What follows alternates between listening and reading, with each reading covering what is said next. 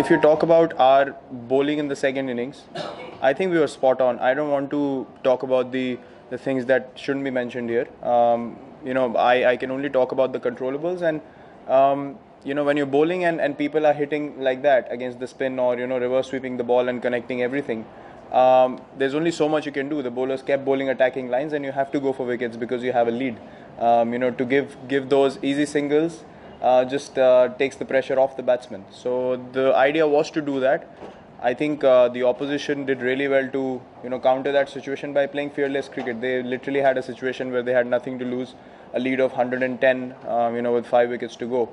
Ended up giving us a target of 175. Classic case of people going out there and being fearless, and our display was a classic case of people going out there and being tentative. So I think that was the major difference in us losing the game, because we only had, apart from the way we batted today, only an hour and a half, which was bad in the game for us yesterday. And throughout the game we dominated, and it feels strange to be on the losing side, but that is sadly or unfortunately Test cricket. You play one bad session and then you could be lacking behind in the race.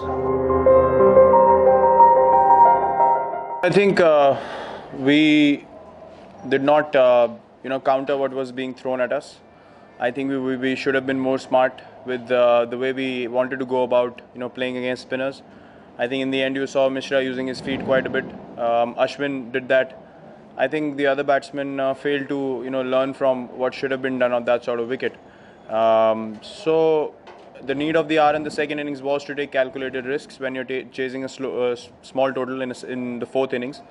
The intent has to be there, which I think was lacking, and it's something we need to improve on. Definitely it's an area of improvement, and something that should be a lesson for the batsmen today. I mean, I know everyone is very disappointed with the way we performed with the bat, because that has been our strength in the past few months, and we've been let down by our batting today. So there's no excuses. There's a lot to learn from today, and I'm certain that guys will want to improve on a couple of aspects as far as facing spin is concerned. You have to back your best players. People that you think can be match winners for you. You have to back them, and the reason why Rohit started getting more chances again was because Cheteshwar was going through a phase where he wasn't getting too many runs. So it was a case of giving another batsman a chance.